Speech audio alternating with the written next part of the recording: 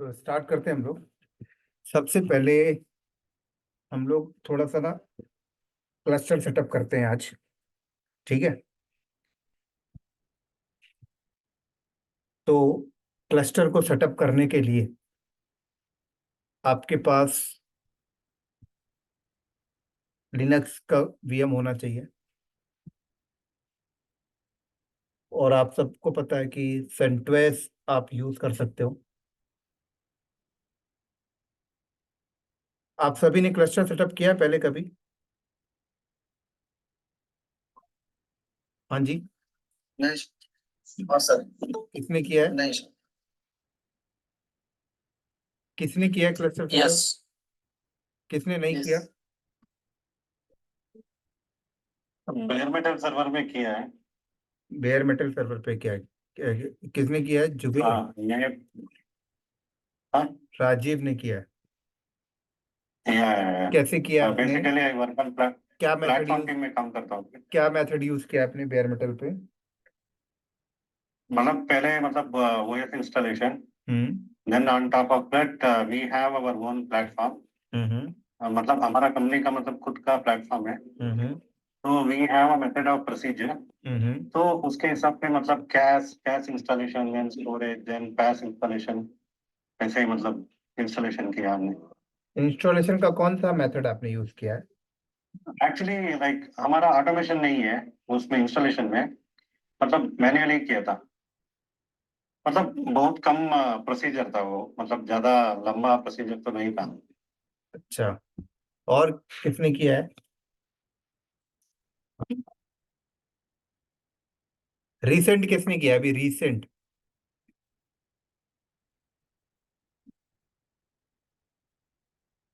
Sir practice करने के लिए मैंने किया सर। क्या प्रैक्टिस करने के लिए सर। रिसेंट किया है अभी आपने? हाँ 1.30 1.3 कौन से ऑपरेटिंग सिस्टम पे किया है आपने? ऐसा सेंटर इसमें CentOS का वर्जन 7। 7 पे किया है? तो मैं आपको बता देता हूँ, आप जिन लोगों ने CentOS 7 पे इंस्टॉलेशन किया है, अब इंस्टॉलेशन के मेथड चेंज हो गए हैं। अब अगर अगर आप अभी 7 का मेथड यूज करोगे तो आपका क्लस्टर सेटअप नहीं होगा, बार बार क्यूबलेट की सर्विस रीस्टार्ट हो रही है। अभी रिसेंटली CK का बैच मैंने 1 महीना या 1.5 महीना पहले स्टार्ट किया था, वहां पे मैंने CentOS 7 पे इंस्टॉलेशन बताया। 1 वीक तक लोगों का सक्सेसफुली डन हुआ। 15 दिन के बाद फिर वो दोबारा इंस्टॉलेशन कर रहे हैं CentOS 7 पे, सेम स्टेप नहीं यूज हो रहा। और AWS में जाने के बाद CentOS 7 जो आपका मिल भी रहा है वहां पे वर्क नहीं कर रहा। तो अब इंस्टॉलेशन के मेथड इन्होंने थोड़ा चेंज कर दिए हैं। लाइक चेंज जो किए मैं आपको बता देता हूँ थोड़ा सा। IP, ये इनका जो ओवरले नेटवर्किंग है उससे रिलेटेड थोड़े से चेंजेस इन्होंने किए हैं।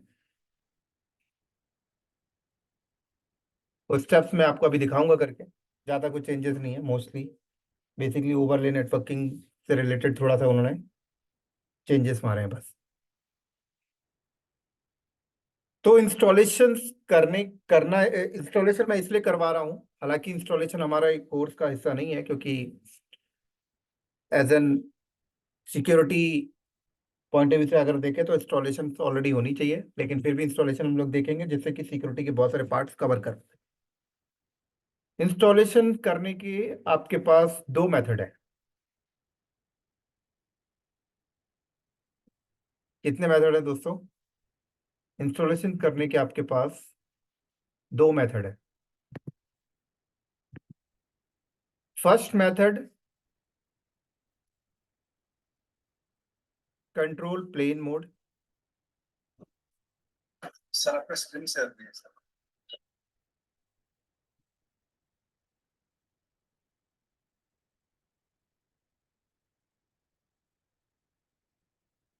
फर्स्ट मेथड क्या है? Control plane mode. अब दिख रहा है? हाँ अभी अभी process control yes sir. Plane mode. Second method क्या है? Hard way mode.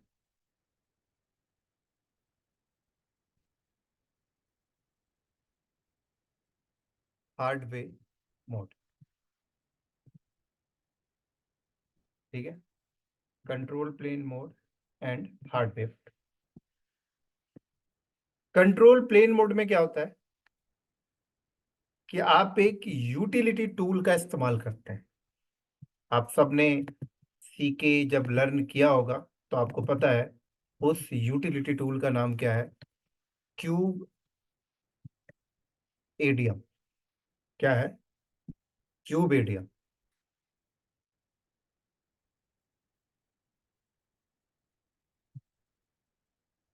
तो जिस नोड में आप बैठकर cube idiom init command run कर देते हो, क्या कमांड रन करते हो, जिस भी नोड में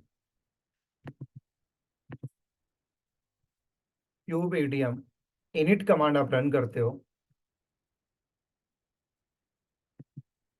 उस नोड में मास्टर नोड के कंपोनेंट्स रेडी हो जाते हैं। सबसे पहले मैं आपको रिपीट कर देता हूं। मान लो आपने डिसीजन लिया कि हमें क्लस्टर तैयार करना है, हमें क्यूबरनेटिस का क्लस्टर तैयार करना है। सबसे पहला प्री रिक्विजिट क्या है? सबसे पहले क्या रिक्वायरमेंट पड़ेगी? हाँ जी, बताइए मुझे। सबसे पहले क्या रिक्वायरमेंट पड़ेगी आपको?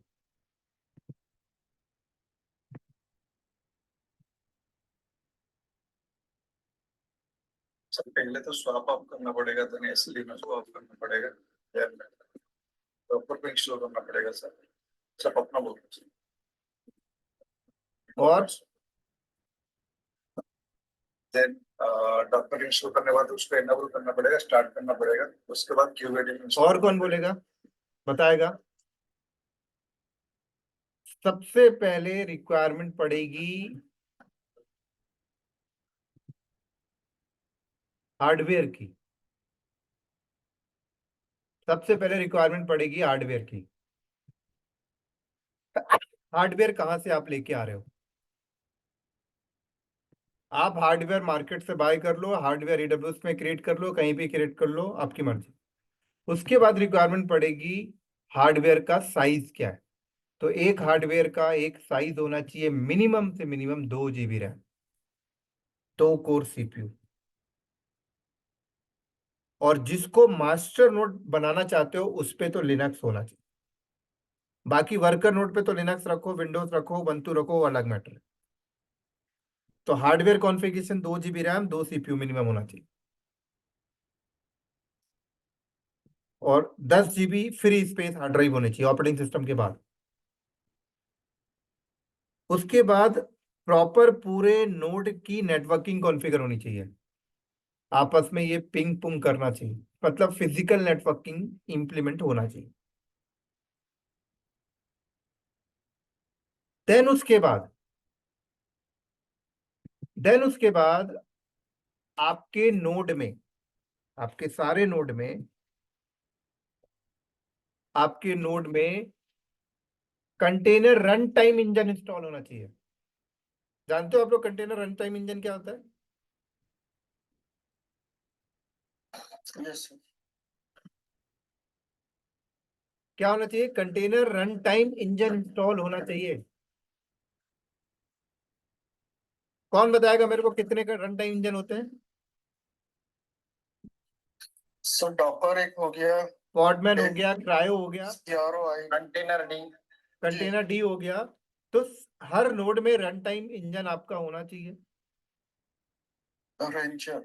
उसके बाद ऐसे बहुत सारे हैं, आप गूगल करोगे मिल जाएगा। क्रायो इस समय फेमस चल रहा है, कंटेनर डी इस समय फेमस चल रहा है। उसके बाद आपके हर नोड में क्यूबलेट नाम का पैकेज इंस्टॉल होना चाहिए। क्या होना चाहिए? क्या होना चाहिए दोस्तों? स्पीच किया है संदीप? हाँ किया है, सॉरी, किया है। ट्यूबलेट नाम का पैकेज इंस्टॉल होना चाहिए।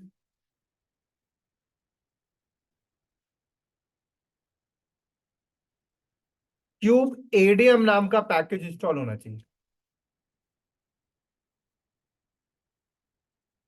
प्रॉपर आपके यम की रेपो कॉन्फ़िगर होना चाहिए, यम रेपोजिटरी, जिसके अंदर kubelet, cube ADM, cryo, container D के पैकेज होना चाहिए, ऐसा रेपोजिटरी आपके इसमें कॉन्फ़िगर्ड होना चाहिए। आपका स्वैप ऑफ होना चाहिए।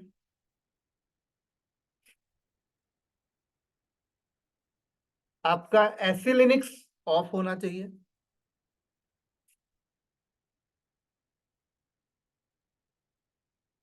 समझ रहे हैं मेरी बात को?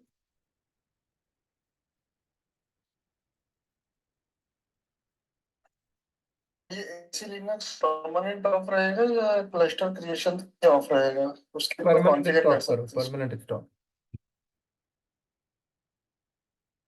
ओके। उसके बाद आपका सारे नोड में ये आप बेसिकली कॉन्फ़िगरेशन करो। फिर उसके बाद जिसको आपको मास्टर नोड बनाना है उस नोड में बैठ के आप कमांड रन करो। क्या? क्यूब एडीएम इनिट कमांड आप रन करो। तो जिस नोड में बैठ के क्यूब एडीएम आप इनिट कमांड रन करोगे उस नोड में क्या होगा? सबसे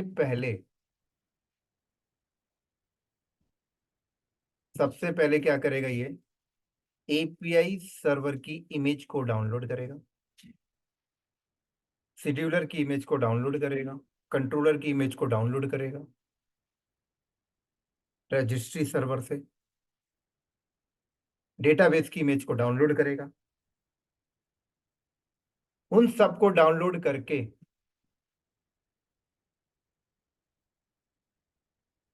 एक पर्टिकुलर लोकेशन पे रखेगा और उन सब का क्या करेगा? पॉड बनाएगा। जैसे आपका एपीआई का पॉड बनाया, डेटाबेस का पॉड बनाया, शेड्यूलर का पॉड बनाया, कंट्रोलर का पॉड बनाया, प्लस सर्टिफिकेट बनाएगा, TLS certificate, C certificate, sign करेगा, ऑथेंटिकेट कराएगा, आपस में इंटीग्रेट करेगा, सब कुछ अपने आप करेगा और आपको फ्यू मिनट्स में रेडी करके आपको दे दे। रेडी करने के बाद अब आपको अपना सॉफ्टवेयर लेवल नेटवर्किंग यहां पर इंप्लीमेंट करनी हो, जिसको हम लोग कहते हैं एसडीएन नेटवर्क। जो सॉफ्टवेयर लेवल नेटवर्किंग जो आप पॉड वगैरह बनाओगे, डिप्लॉयमेंट बनाओगे, उनको आईपी कैसी मिलनी चाहिए उसके लिए। तो कैलिको है, कैनल है, फैनल है, बहुत सारे हैं, वो आप इम्प्लीमेंट करोगे और देन उसके बाद आपका ये मास्टर नोड रेडी हो जाएगा। आपको एक टोकन दे देगा वर्कर नोड को ज्वाइन कराने के।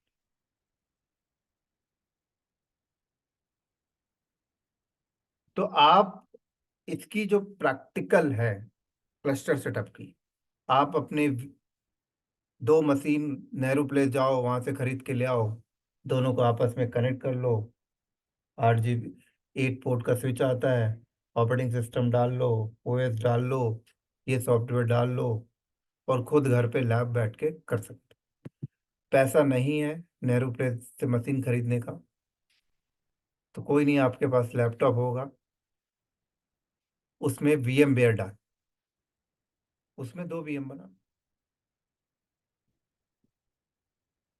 अगर वो भी झंझट आपको नहीं करना है, 1 मिनट रुकना। हेलो, हाँ कौन?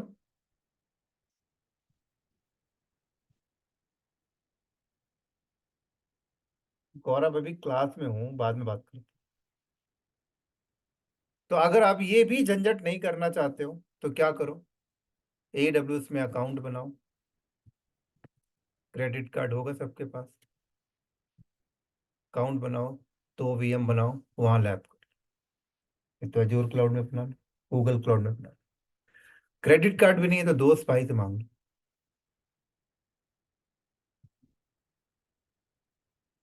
या एक AWS से भी सस्ता है डिजिटल ओशन, वहां बना लो। तो ये देखो मेरा मैं डिजिटल ओशन में मशीन बनाऊंगा, आप AWS में बना लो, कोई दिक्कत नहीं है, मशीन तो होनी चाहिए बस। तो ये मैंने क्या किया, और इसमें थोड़ा फास्ट भी VM बन जाती है।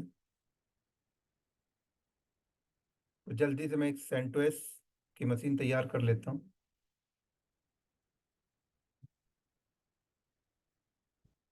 ठीक है, सेंटोस 9, देखो यहाँ पे 9 ही आ रहा है। यहाँ से हार्डवेयर सिलेक्शन, एक महीने में इतना पैसा लगेगा। SSH की चाहिए या पासवर्ड चाहिए? यहाँ मैंने पासवर्ड सेट कर दिया।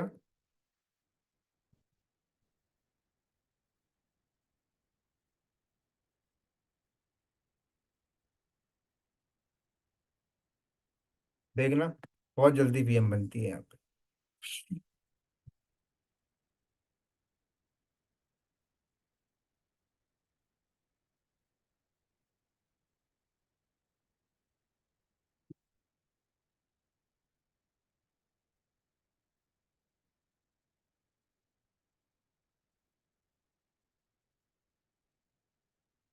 सर जिससे फ्री देता है एडोबी सब्सक्रिप्शन देता है क्या? नहीं सर, हाँ कुछ क्रेडिट देता है सर ये भी, देखना पड़ेगा। इनके डॉग पढ़ लेना, मैंने पढ़ा उड़ा नहीं है इसके बारे में। मेरे को पता लगा ये सस्ता पड़ता है तो मैं यहाँ पे यूज कर लेता हूँ। तो मैंने क्या किया, आप AWS में बना लो, कोई दिक्कत नहीं है। मेरा तो AWS अकाउंट ही ब्लॉक है, मेरे को मजबूरी से यहाँ आना पड़ा।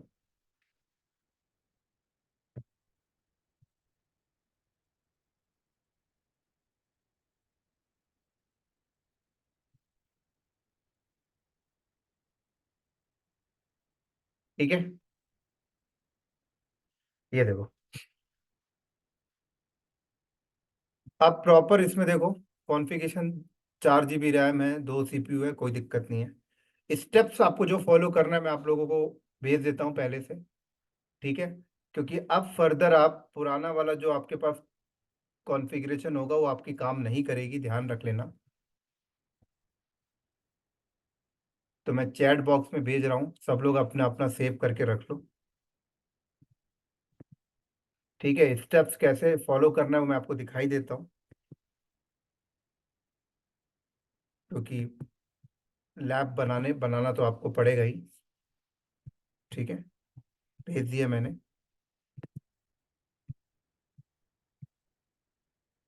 ये लो। उसके बाद ये मैंने कर लिया। अब यहाँ पर देखो, जो मैंने आपको बताया था इन्होंने जो चेंजेस किया ओवरले नेटवर्किंग, तो ये 2 कमांड आपको पहले परफॉर्म करनी पड़ेगी। यहाँ से कॉपी किया मैंने,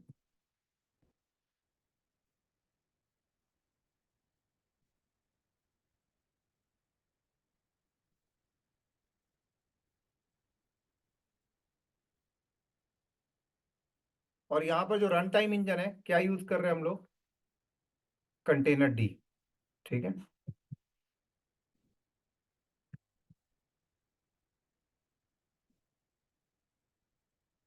तो फटाफट इसको कॉपी पेस्ट मारते जाओ। ये भी जो सेटिंग है ये भी नेटवर्किंग से रिलेटेड ही है, ओवरले नेटवर्किंग।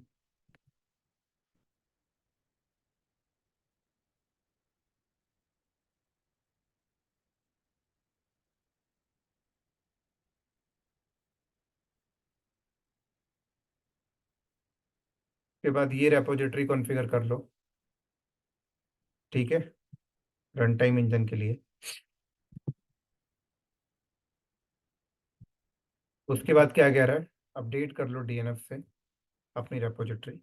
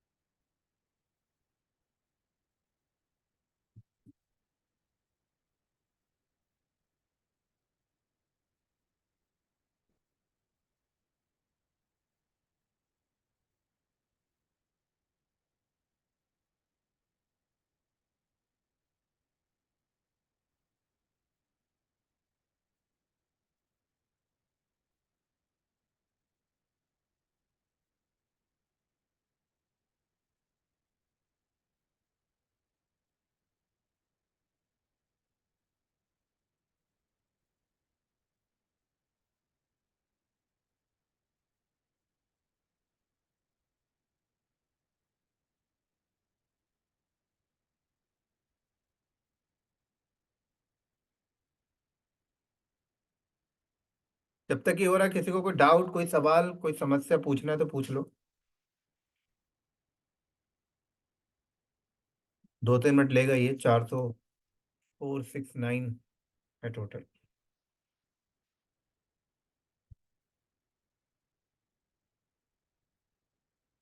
सर अगर एक ज्यादा कंट्रोल नोट रखने नाम हैं, बोलो पहले। अरविंद हाँ पाल अरविंद। सर, जी अरविंद बोलो। एक से ज्यादा सर कंट्रोल नोट रखना है। जैसे लेट से अभी आपने सिंगल कॉन्फ़िगर कर दिया सर, एक कंट्रोल प्लेन हो गया, देन एक मशीन, एक नोट वर्कर प्लेन हो गया। अब मुझे कंट्रोल नोट एक से ज्यादा रखना है सर, वो क्या करना पड़ेगा इसके रुक लिए? जाओ, बता रहा हूँ। जी सर।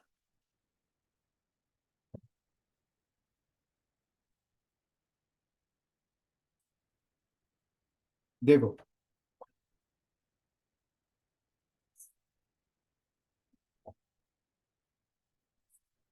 उसके लिए नंबर ऑफ तरीक वे है।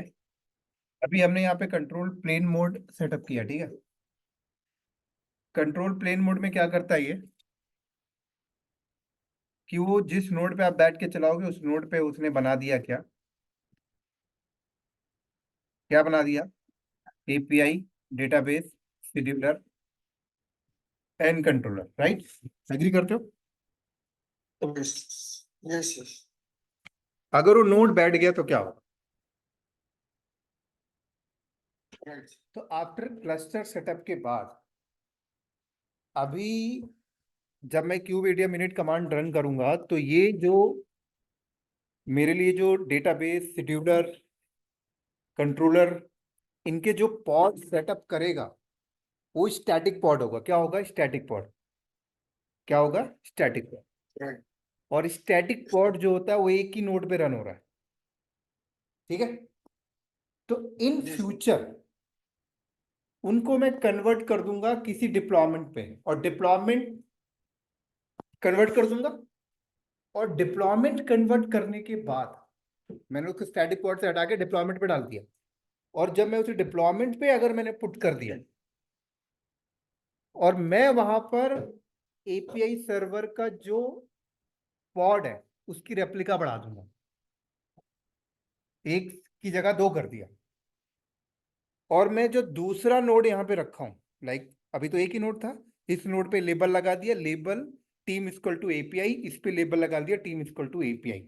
और डिप्लॉयमेंट पे जाके बता दिया कि इसकी जो 2 पॉड बनेंगी वो इस लेबल वाले नोड पे बनेगी, ठीक है। जी और फिर मैंने उनकी सर्विस बना दी, तो सिंगल एंड पॉइंट के लिए सर्विस मिल गई मुझे। और उस एपीआई की 2 पॉड जो है 2 नोड पे जाके रेप्लिकेट हो रही है, तो एक नोड डाउन होगा तो भी मेरे पास एक नोड पड़ा हुआ है एपीआई सर्विस को एक्टिव रखने के लिए। समझ गए? इसी तरीके से मैं सारे कंपोनेंट को मॉडिफिकेशन कर लिया और मैंने उनकी हाई अवेलेबिलिटी मेंटेन कर ली, ठीक है। जी। एक तो ये मेथड हो गया। दूसरा मेथड, एक मिनट रुक जाओ, पहले मैं देखता हूँ उसका स्टेटस कहाँ है, उसको भी आगे बढ़ाते रहते हैं, ठीक है। दूसरा मेथड आपका यहाँ पर क्या है, इसको रन कर देता हूँ पहले ना। अरविंद, आप कौन सी कंपनी में हो? सर मैं एनआईसी में हूँ। अच्छा, एनआईसी में। यही लोकेशन? जी सर, लोकेशन?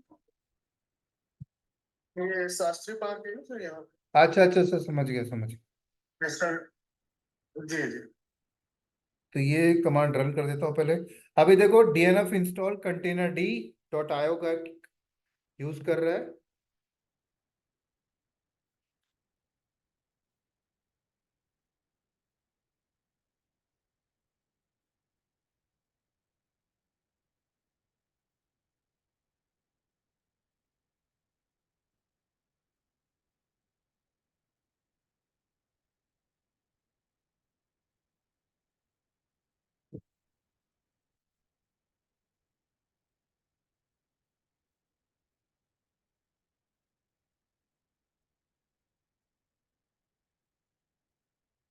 ये रन कर दिया।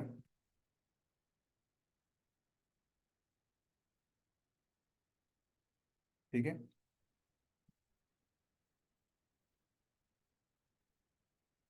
अब देखो, जो चेंजेस आपको यहाँ पे करना पड़ेगा, जो आपको पहले नहीं करना पड़ा था, वो ये था कि ईटीसी कंटेनर डी के अंदर config डॉट toml वाली जो फाइल है उसके अंदर जाओ, ठीक है। और ये देखो, ये वाला पैरामीटर ढूंढो, plugin dot IO containerd dot gRPC version containerd dot runtime dot runc option, ये पैरामीटर ढूंढो। इस पैरामीटर में जाकर सिस्टम सी ग्रुप ट्रू करना है आपको, फॉल्स होगा। तो ये नया चेंजेस आपको करना पड़ रहा है जो पहले नहीं करना पड़ता था। तो ढूंढो, यहाँ पे मिल जाएगा नीचे आपको।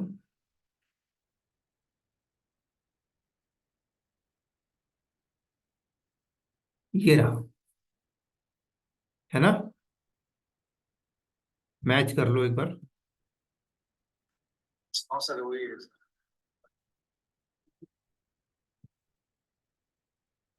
तो यहाँ क्या करना है, फॉल्स, फॉल्स की जगह true पे करो।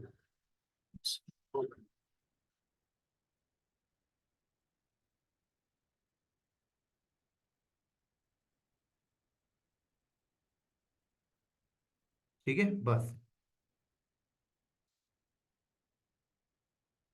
इतना करने के बाद अब कंटेनर डी को कर दो आप रीस्टार्ट।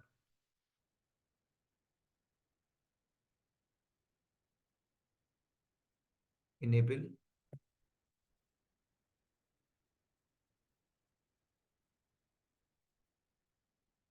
एंड देन स्टेटस देख लो,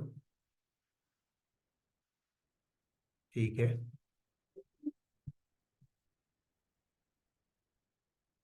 देखने की जरूरत नहीं, चल ही रहा हो। अब ये गिट कर्ल उनके पैकेज नीड पड़ेगी आगे चलकर हमें। अब देखो, अब क्यूबलेट, क्यूबेडियम, क्यूबसीटीएल, इनके पैकेज के लिए रेपोजिटरी सेटअप करने के लिए बोल रहा है, क्योंकि इनका पैकेज कहाँ पड़ा है, इन रेपोजिटरी में। तो कह रहा है एक रेपोजिटरी फिर बनाओ आप। पहले जो रेपोजिटरी आपने बनाई थी वो थी कंटेनर डी के लिए। तो ये लो, अब कह रहा है फिर से डीएनएफ अपडेट मार लो एक बार।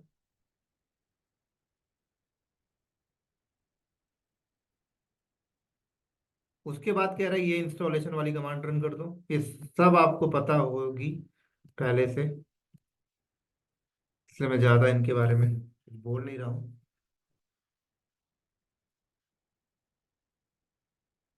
उसके बाद सिस्टम सीटीएल इनेबल क्यूबलेट,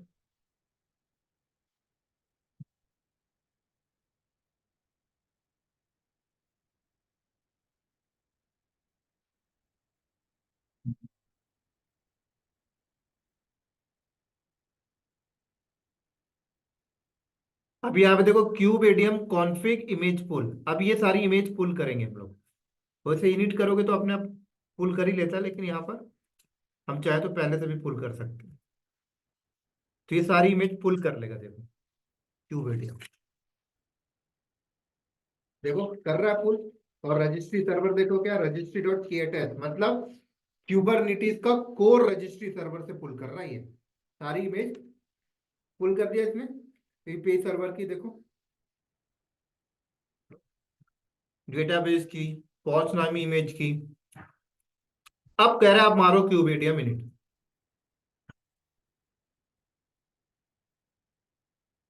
अब संजय सर, हाँ बोलो, रुक जाओ अभी, पहले ये चल जाने दो फिर पूछ लेना। ये सब चैट बॉक्स में पूरी कमांड नहीं हुई है सर कॉपी। भेज दूंगा, चिंता मत करो, कमांड तो है, मैं जहाँ वीडियो डालूंगा ना वहां भेज दूंगा फोल्डर में, ठीक है, चिंता मत करो। बन गई देखो। Okay okay, right right, yes. ये तो बहुत जरूरी है, क्लस्टर नहीं बनाओगे तो आगे लैब कैसे करोगे। ये तो भेजूंगा ही।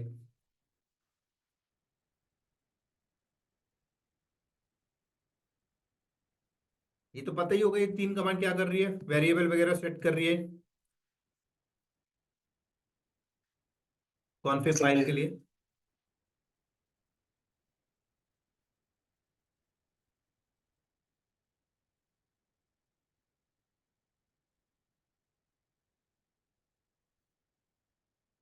अब ये कह रहा है कि कैलिको नाम का एसडीएन नेटवर्क सेटअप करने के लिए कमांड रन कर दो, बस डन, आपका क्लस्टर इसके बाद डन हो जाए।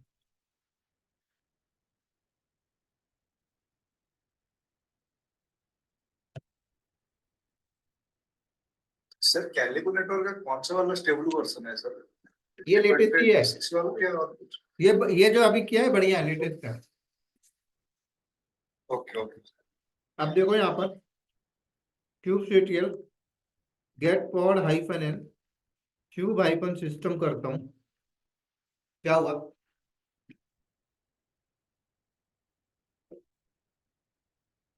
क्लस्टर आपका सेटअप। तो ये सारे स्टेप ध्यान रखना, पुराने वाले स्टेप से आप क्लस्टर सेटअप करोगे नहीं होगा, आपका बार बार बार बार शेड्यूलर नाम की सर्विस, कंट्रोलर नाम की सर्विस रीस्टार्ट होगी। क्योंकि पहले आपने किया होगा तो देखा भी होगा, ये सारी सेटिंग नहीं करते थे, राइट? आप पूछो अरविंद, क्या बोल रहे थे आप? हाँ, मैं सीखा आपने कंट्रोलर नोड एक्सटेंड करके दिया था। एक मैथड तो मैंने आपने एक बताया मैथड तो मैंने आपको उसके- बता दिया है ना। जी दूसरा मेथड ये था कि आप क्लस्टर को सेटअप करो हार्डवेयर मोड से। क्या? Hardware mode. हार्डवेयर मोड से। तो जब हम लोग क्लस्टर हार्डवेयर मोड से जी। सेटअप करते हैं तो क्या होता है, जरा हम लोग क्लस्टर पे नजर मारे, जो हम लोगों ने अभी जो सेटअप किया है, क्या है उसमें? अगर हम लोग इस एपीआई सर्वर की बात करें, ये जो एपीआई सर्वर बना है ये कैसे बना है? ये स्टैटिक पॉड है, क्या है? और स्टैटिक पॉड का लोकेशन क्या होता है? ये लोकेशन होता है, आप सबको पता होगा पहले से। एपीआई सर्वर किस तरीके से बनी है उसकी कॉन्फ़िगरेशन फाइल ये है। तो अगर हम लोग उसकी कॉन्फ़िगरेशन फाइल खोलें तो उसकी कॉन्फ़िगरेशन फाइल में आप देखो, कह रहा है कि एपीआई सर्वर का एड्रेस देखो क्या है। अभी लुक बैक की आईपी उठाया उसने, ये पर्टिकुलर पोर्ट, राइट? कह रहा है देखो सीए फाइल, सीए सर्टिफिकेट, ये देखो क्लाइंट सर्टिफिकेट, क्लाइंट की, दिख रहा है सीए सीआरटी, ये सर्टिफिकेट। मतलब ये एपीआई से आप कोई भी बंदा आप बात करो या आपका कोई भी कंपोनेंट एपीआई से बात करे, एपीआई में ऑथेंटिकेशन मेथड लगा हुआ है,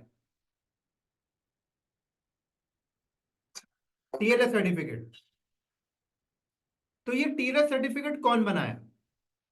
आपने तो बनाया नहीं।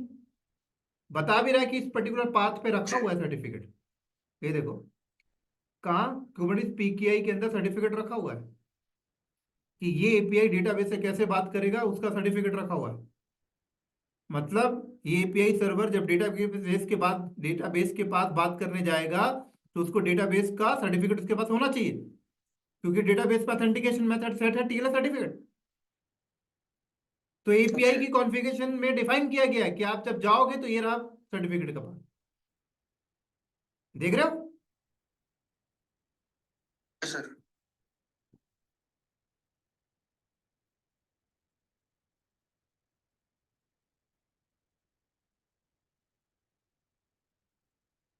तो ये सब सर्टिफिकेट किसने बनाया? ये क्यूबेडियम इनिट कमांड ने अपने आप बनाया। जब आप क्लस्टर को हार्डवेयर मोड से सेटअप करोगे तो आपको सर्टिफिकेट खुद बनाना पड़ेगा। और आप सभी ने पहले कभी बनाया होगा सर्टिफिकेट, किस कमांड से बनाया आपने पहले कभी? अरविंद, आपने बनाया होगा ओपन ओपन है। तो उस कमांड से आपको सर्टिफिकेट बनाना पड़ेगा। और कितनी सर्टिफिकेट बनानी पड़ेगी? आपको हर एक कंपोनेंट्स के लिए बनानी पड़ेगी सर्टिफिकेट। एपीआई के लिए बनानी पड़ेगी, कंट्रोलर के लिए, प्रॉक्सी के लिए। पहले तो आपको सीए साइन सीए सर्टिफिकेट लेना पड़ेगा। पहले सीए सर्टिफिकेट बनाओगे, उसको साइन करोगे। साइन आप किसी अथोराइज से करा रहे हो या खुद कर रहे हो, वो आपको करना पड़ेगा। फिर उस सीए साइन से आप सेल्फ साइड से नहीं हो पाएगा काम? हो जाएगा, सेल्फ साइन से भी हो जाएगा। जी सर। हम्म। ओके। हर एक कंपोनेंट्स के लिए आप सर्टिफिकेट बनाओगे, हर एक कंपोनेंट्स के लिए आप सर्टिफिकेट बनाओगे। और एपीआई को कौन, ये पूरी जो मैंने आपको फाइल खोल के दिखाई थी ना अभी, ये जो मैंने फाइल आपको खोल के दिखाई थी ना अभी, इस फाइल को आप खुद बनाओगे, Yes. इसकी कॉन्फ़िगरेशन खुद करोगे। यहां बताओगे कि सर्टिफिकेट कहां रखना है कहां नहीं रखना है, यहां बताओगे कि एपीआई सर्वर का एड्रेस क्या है। देख रहे हो? तो आप जिस नोड को, मान लो आपके पास, आपको लगता है कि मेरे पास 2 नोड है जिनमें मुझे एपीआई सर्वर रन करना है हाई अवेलेबिलिटी के लिए, राइट? तो यहां पर मैं बताऊंगा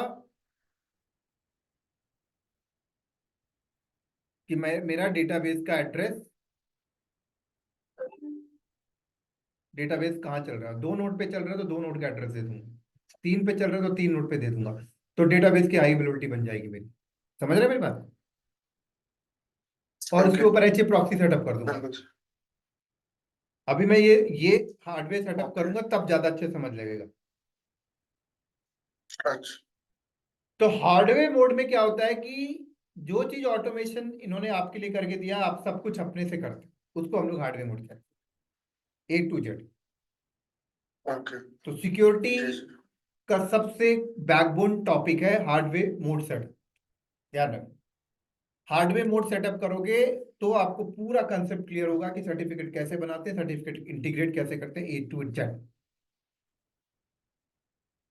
ठीक हो गया? जी। राइट। अब देखो,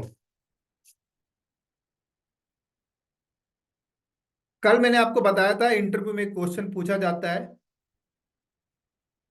ऐसी कौन सी सर्विस है जो डायरेक्ट ईटीसीटी डेटाबेस से बात करे। ऐसी कौन सी सर्विस है सर? एपीआई। और बाकी नहीं करती?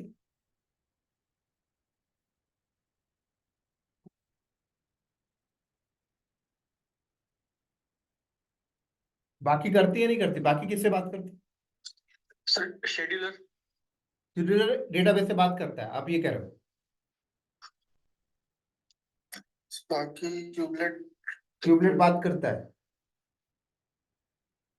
वर्कर कंट्रोलर के बीच तो वही बात है सर। नहीं नहीं, मेरा क्वेश्चन ये है, इंटरव्यू में आप पूछा, मान लो कि ऐसी कौन सी सर्विस है जो डेटाबेस से बात करती है और कौन सी सर्विस जो डेटाबेस से बात नहीं करती।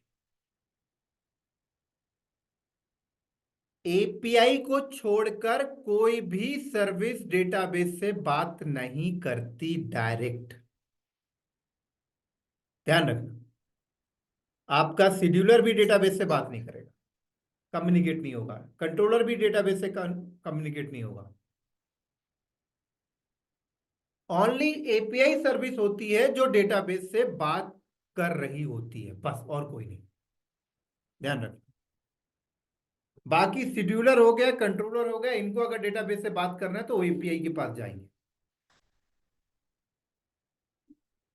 जैसे ये देखो, शेड्यूलर की कॉन्फ़िगरेशन फाइल है। शेड्यूलर की कॉन्फ़िगरेशन फाइल को अगर मैंने खोला तो यहां पर आपको कहीं पर भी डेटाबेस का सर्टिफिकेट मैपिंग दिखा क्या? नहीं दिखा, नहीं दिखा ना? नहीं। अगर मैं कंट्रोलर मैनेजर को खोला तो यहां पर दिखा? नहीं दिखा। लेकिन जब मैं एपीआई की कॉन्फ़िगरेशन फाइल को आपके सामने ओपन करता हूं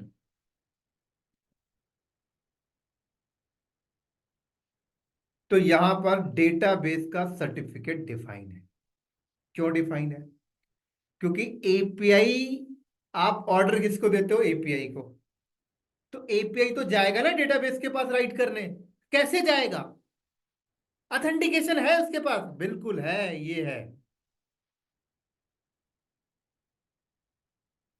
तो जब हार्डवेयर मोड हम लोग सेटअप करेंगे ना दोस्तों, तो जरूरी नहीं है कि कंपनी सर्टिफिकेट का पाथ यही रखे, कोई और पाथ भी रख सकते हैं हम। तो हम लोगों को मैनुअली आके बताना पड़ेगा, ये एपीआई कॉन्फ़िगरेशन के टाइम पर डेटाबेस से बात करना है, तो ये है डेटाबेस का एड्रेस और ये है डेटाबेस का सर्टिफिकेट यहाँ पे रखा हुआ। समझ आ गई? और सर लेकिन 2-3 से क्या? जो ये पोर्ट है सर लूपबैक आईपी के साथ में 2379, ये भी चेंज करा जा सकता है? हाँ बिल्कुल, अभी आप कर सकते हो। अभी तो ये कह रहा है कि भाई इसी नोड में चल रहा है डेटाबेस भी, तो उसने लुक बैक की आईपी उठा लिया। हाँ बिल्कुल, राइट राइट सर, बिल्कुल। सर बट डेटाबेस डेटाबेस का तो पाथ चेंज, मतलब उसका भी पाथ चेंज हो सकता है क्या सर? बिल्कुल, क्यों नहीं होगा सर।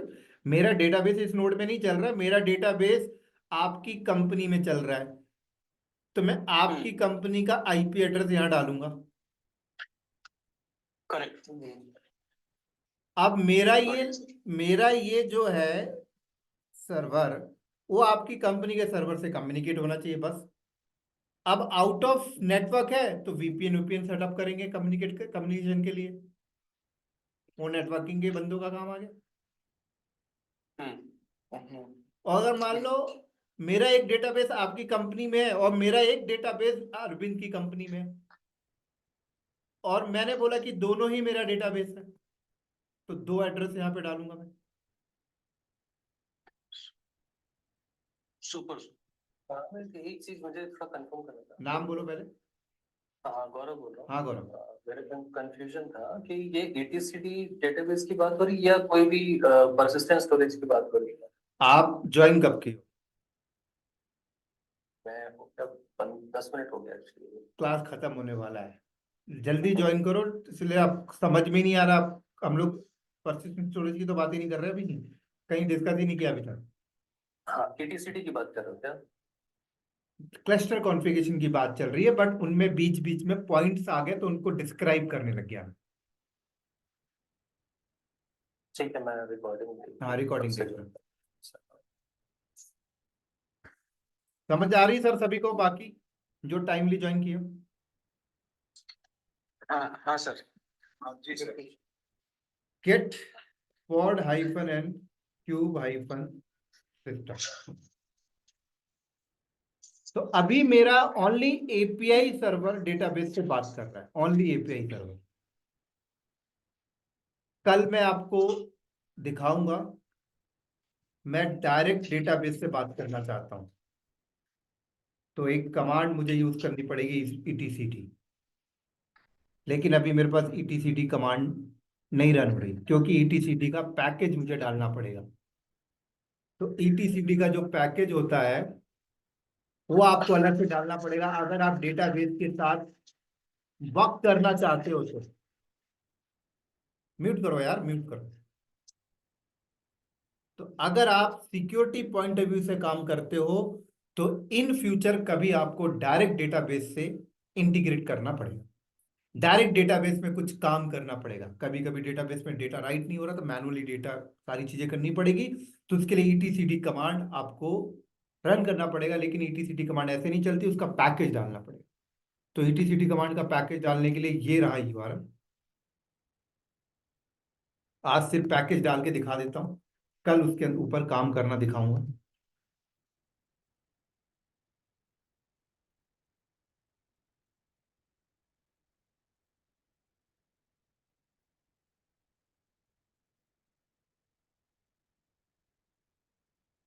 आप लोग क्लस्टर कॉन्फ़िगरेशन सारे लोग कर लेना।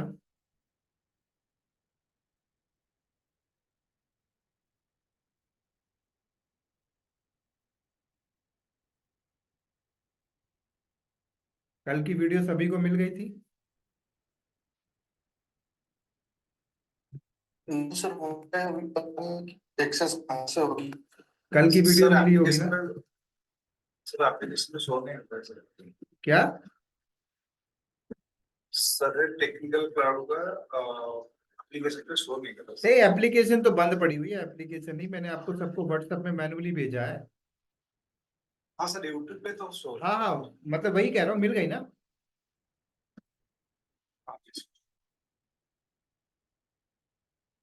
सर कहाँ भेजा आपने सर? हेलो। यूट्यूब पर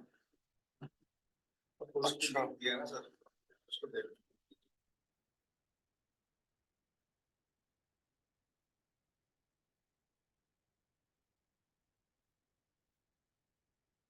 तो ये फ्यू स्टेप्स है, ETCD कमांड। डेटाबेस पे काम करना है तो ETCD कमांड आपको डालना पड़ेगा उसकी।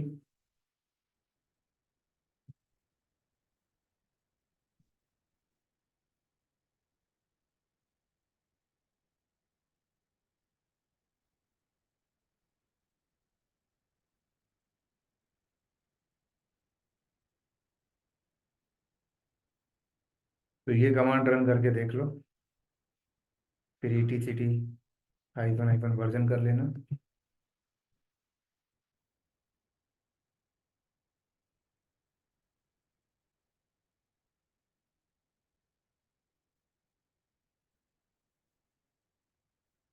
ठीक है, अब देखो, अब मैं यहाँ पे कमांड मारता हूँ ETCD ETL hyphen hyphen help. तो डेटाबेस पे काम करने के लिए इतनी सारी कमांडें हैं। समझ आ रही मेरी बात यहाँ पर? तो अगर मैं यहाँ पे कमांड मारूँ ETCD, तो अभी मैं कम्युनिकेट नहीं कर पा रहा डेटाबेस के साथ।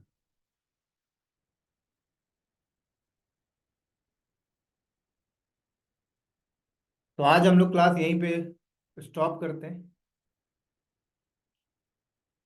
कल करेंगे इसके आगे। ठीक है? सर रफिक है। हाँ राफिक बोलो। सर ये उबंटू ऑपरेटिंग